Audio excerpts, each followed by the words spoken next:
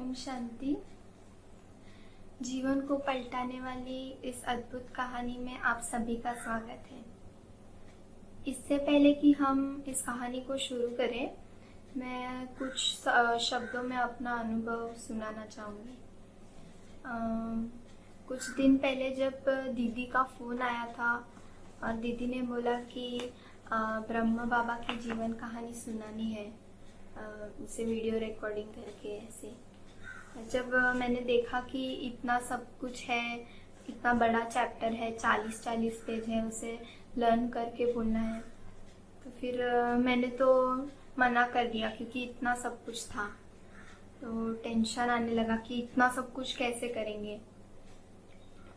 लेकिन उस दिन पीस ऑफ माइंड चैनल पे शाम को एक भाई का क्लास लगा था और उन्होंने ब्रह्मा बाबा जब साकार में थे उस समय की एक कहानी सुनाई। एक बार ऐसा हुआ कि बाबा जब झोपड़ी के यहाँ पे खड़े थे तो उनके पैर के पास एक सांप आ गया था। तो बाबा ने वहाँ पे जो कोई भाई होंगे सेवा के लिए, उन्हें बुलाकर कहा कि इस बच्चे को छोड़ कर आओ। तो अब वो भाई सोच में पड़ गए कि अभी मैं इस सांप को कैसे उठाऊं, कपड़ा लेकर आओ, चिमटा लेकर आओ, अभी कैसे लेके जाओ, क्या करूंगा। तो ब्रह्मा बाबा तक उसका संकल्प पहुंच गया। ब्रह्मा बाबा ने उस भाई को कहा कि बच्चे, आपको किसने कहा है। मतलब बाबा के कहने का भाव ये था कि आपको आज्ञा देने वाला कौन है। भले तन ब्रह्मा बाबा का था, लेकिन जो रिस्पॉन्सिबिलिटी देने वाला तो शिव बाबा था। तो अगर रिस्पॉन्सिबिलिटी स्वयं भगवान ने दी है तो फिर जो भी होगा वो उसकी रिस्पॉन्सिबिलिटी, हमारी रिस्पॉन्सिबिलिटी भगवान लेगा। ऐसे बाबा के कहने का, ब्रह्मा बाबा के कहने का भाव था। जब ये बात उस भाई को टच हुई तो उन्हें समझ में आ गया। फिर ब्रह्मा बाबा ने कहा कि आप इस बच्चे को दूध पिलाकर इसे जंगल में छोड़ दो। तो देखो, बाबा ने उस सांप को भी बच्चा कहा, माना बाबा ने हर आत्मा को, ब्रह्मा बाबा ने हर आत्मा को भगवान के बच्चे के रूप में ही देखा। और जैसे जब मैं इस कहानी को पढ़ रही थी तो ब्रह्मा बाबा और दादियों के सामने बहुत सारी परीक्षाएं, लेकिन बाबा ने कभी ये नहीं कहा कि मेरे साथ ऐसा क्यों हुआ, ये लोग ऐसा क्यों कर रहे हैं। बाबा ने उन्हें सबको आत्मिक दृष्टि से ही देखा और उन्होंने यही सोचा कि ये सब भगवान के ही बच्चे हैं और ये इसलिए ऐसा करते हैं क्योंकि उन्हें पता नहीं कि स्वयं भगवान इन्हें आज्ञा दे रहा है और ब्रह्मा बाबा के तन द्वारा नई दुनिया की स्थापना का कार्य करा रहे हैं। तो हमें इससे ये सीख मिली कि अगर हमारा निश्चय बाबा पर टिका हुआ हो तो भले कुछ भी हो जाए, लेकिन बाबा हमें उससे पार करा देगा। इसलिए कहते भी है कि सच की नैया हिलेगी डुलेगी लेकिन डूबेगी नहीं। तो उस कहावत के अनुसार अगर हम अपने निश्चय को बाबा पर बनाए रखें तो हम किसी भी परिस्थिति से पार हो सकते हैं, फिर वो परिस्थिति कितनी ही बड़ी क्यों ना हो। तो अभी हम इस कहानी को शुरू करेंगे। तो अब तक आपने सुना कि कैसे परमपिता परमात्मा शिव ने ब्रह्मा तन का सहारा ले नई दुनिया की आगमन का इशारा दिया। हमने सुना कि कैसे उन्होंने बड़ों के साथ साथ छोटे बच्चों को अलौकिक ज्ञान दे, उनमें संस्कार परिवर्तन करवाया और उनके जीवन को पवित्र बनाया। लेकिन अब ऐसा हुआ कि कई माताएं जिनके पति व्यापार के सिलसिले में विलायत गए थे, अब जब वो लौटे तो उन्होंने भोग विलास की कामना की। विषय विकार के प्यासे पति उनकी कामचेष्टा पूरी न होने के कारण अबला नारियों पर अत्याचार करने लगे। वे उन्हें ओम मंडली में जाने से और ज्ञान अमृत पीने से रोकने लगे। लेकिन जिन्होंने इतने काल से ज्ञान अमृत का सेवन किया था, जिन्होंने ज्ञान सुनकर अपने जीवन को पवित्र बनाया था, अब वो अपने ऊपर काम कटारी क्यों चलने देती। जिन्होंने सत्वप्रधान देवी सृष्टि का साक्षात्कार किया था, जिन्हें ये निश्चय हो गया था कि अब पुरानी कलयुगी दुनिया का विनाश होने वाला है और नई दुनिया आने वाली है, वो अब भौतिक सुख की कामना क्यों करती। इसलिए वे माताएं हाथ जोड़कर विनम्र भाव से अपने पतियों से अनुरोध करने लगी कि हे आत्मन, हम आपकी और विश्व के कल्याण की कामना करती हैं। हम इस घर को वैशाल्य से शिवालय बनाएं। आप श्री नारायण समान देवी गुण धारण करो और हम श्री लक्ष्मी समान देवी बनेंगे। देखो, हमारा आपसे प्रेम कम नहीं हुआ है, केवल हमारा आपके प्रति दृष्टिकोण बदला है। हम आपको आत्मिक रूप से देखते हैं और आत्मिक स्नेह करते हैं। हे आर्यपुत्र, हम परमात्मा के अमर बच्चे हैं। अतः आओ, हमारा जो परमात्मा से नाता है उसे सामने रखकर हम अपने जीवन को पवित्र बनाएं और पवित्रता के मार्ग पर चले। घर गृहस्थ के जो भी कार्य है हम उसे और भी अधिक उत्तरदायित्व से निभाएंगे और भी परिश्रम से करेंगे। जो भी काम हमने शादी से पहले न किए हो हम वो भी करने के लिए तैयार हैं। यहाँ तक कि अगर आपको थूकना हो तो हम पीकदान के बजाय अपने हाथ आगे फैलाने के लिए भी तैयार हैं। लेकिन अब हम ज्ञान गंगाओं को पवित्र रहने के लिए सहयोग दो। आप हमसे काम वासना के लिए प्रस्ताव मत करो। अब प्रभु हमसे पवित्र रहने के लिए कह रहा है, क्योंकि कलयुग खत्म होने वाला है। समय को पहचानो। आप भी ज्ञान का एक प्याला पीकर अपने जीवन को कमल पुष्प समान पवित्र बनाओ और अपने जीवन का कल्याण करो। लेकिन जिस तरह से एक शराबी हाय शराब दो ऐसे कहता है, उसी तरह वो लोग भी हाय विकार ऐसे करने लगे। उनकी इच्छाएं पूरी न होने के कारण वो उन माताओं को निर्दयता से मारने पीटने लगे। एक बार तो ऐसे हुआ कि 2-3 माताओं के पतियों ने उन्हें इतना मारा पीटा कि उन्हें बहुत चोट लग गई थी। यहाँ तक कि उनका खून भी निकलने लगा था। उनका स्त्री धन उनसे छीनकर और उनके कपड़े फाड़कर उन्हें घर से बाहर निकाल दिया था। जब अगले दिन उन माताओं ने जाकर ओम मंडली में जाकर बाकी माताओं बहनों को अपना हाल सुनाया तो वो सोच में पड़ गई कि क्या स्त्री का समाज में इतना ही मान है। जिसे धर्म पत्नी कहा जाता है, क्या उसे अपनी इच्छा अनुसार धर्म के मार्ग पर चलने का इतना भी अधिकार नहीं।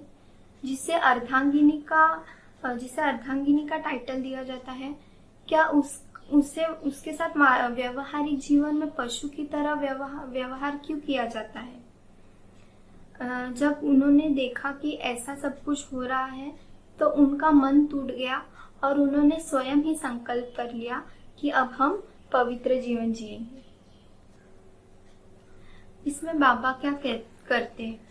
बाबा ने तो कहा था कि हे वत्स, ज्ञानवान व्यक्ति के लिए काम महाशत्रु है। काम क्रोध लोभ ये तो नरक के द्वार है।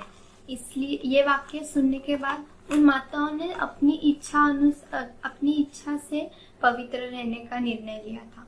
तो इसमें बाबा क्या करते? अगर बाबा उन्हें कह भी देते कि बच्चे आप अपनी पतियों की इच्छा पूरी करो, तो भी वो नहीं मानती। लेकिन लोगों ने उनकी भावनाओं को न समझकर उन पर अत्याचार और भी बढ़ा दिए।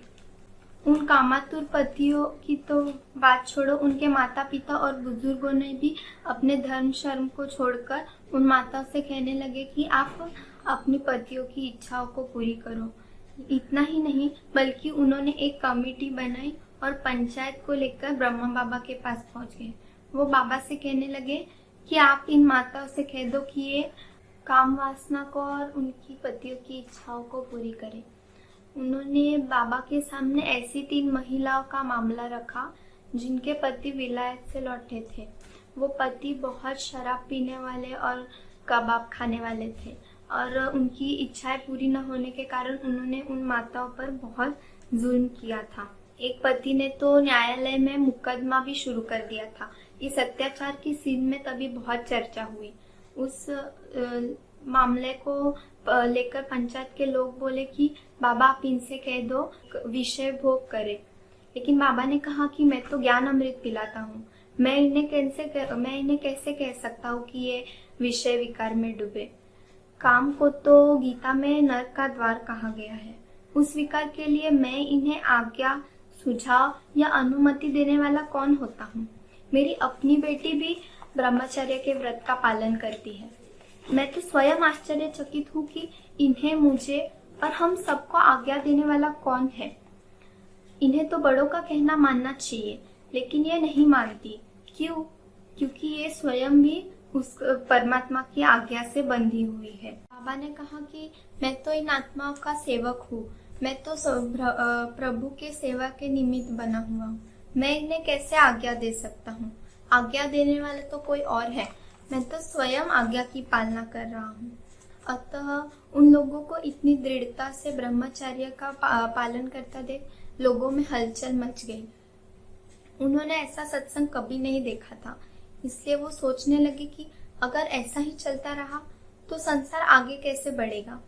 लेकिन उन्हें ये नहीं पता कि सत्युग की सृष्टि पवित्रता के बल पर और मनोबल पर चलती है। वहाँ के देवी देवताओं में विषय विकारों का अंश मात्र भी नहीं होगा। तो हम अगले एपिसोड में देखेंगे कि कैसे विरोधियों ने एंटी ओम मंडली का निर्माण किया और बाबा के खिलाफ और ओम मंडली में आने वाले बाकी भाई बहनों के खिलाफ कारनामे रचे। ओम शांति।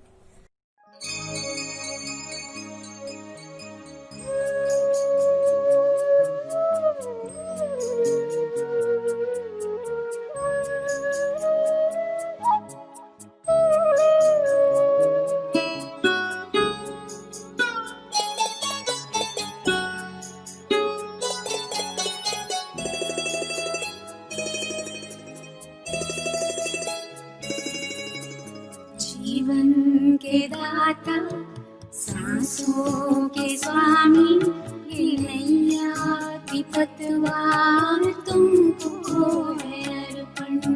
जीवन के दाता, सांसों के स्वामी, ये नैया की पतवार तुमको है अर्पण। प्राणों के प्यारे बाबा हमारे, प्राणों के प्यारे बाबा हमारे, तुझे तेरा सब कुछ समर्पण समर्पण। जीवन के दाता, सांसों के स्वामी, ये नैया की पतवार तुमको है अर्पण।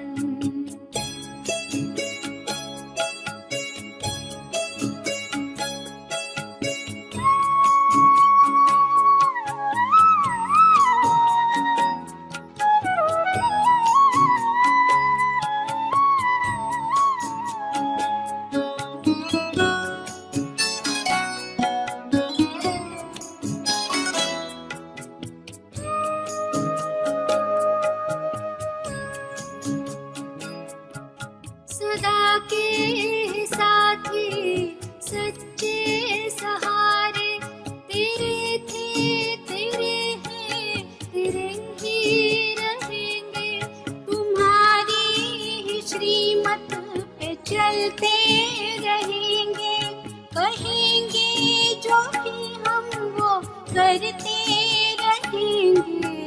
दिल के दिलाराम, दिल से हम कहते, दिलों जान से बाबा तुझ पे है अर्पण। प्राणों के प्यारे बाबा हमारे, तुझे तेरा सब कुछ समर्पण समर्पण। जीवन के दाता, सांसों के स्वामी, ये नैया की पतवार तुमको है अर्पण।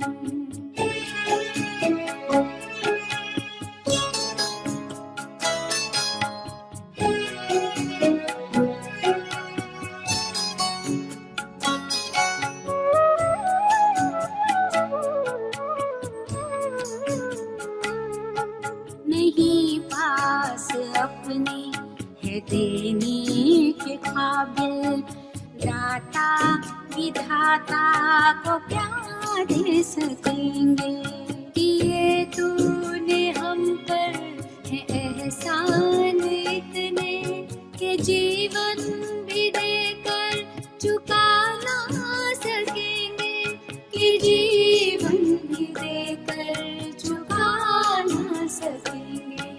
ये मैंपन मेरापन, ये तखपन, ये जीवन, ये संकल्प हर बोल अर्पण है धड़कन।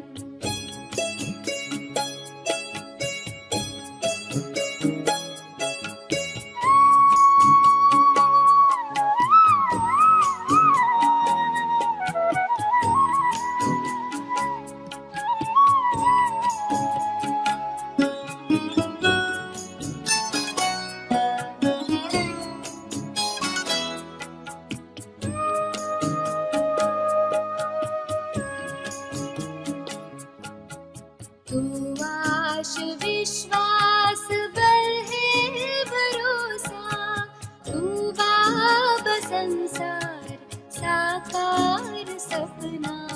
अगर टूटती सांस काम आए तेरे, अहो भाग्य जीवन बने धन्य अपना।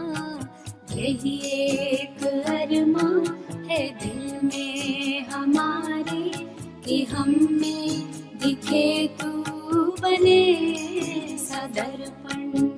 प्राणों के प्यारे बाबा हमारे, तुझे तेरा सब कुछ समर्पण समर्पण। जीवन के दाता, सांसों के स्वामी, ये नैया की पतवार तुमको है अर्पण। जीवन के दाता, सांसों के स्वामी, ये नैया की पतवार तुमको है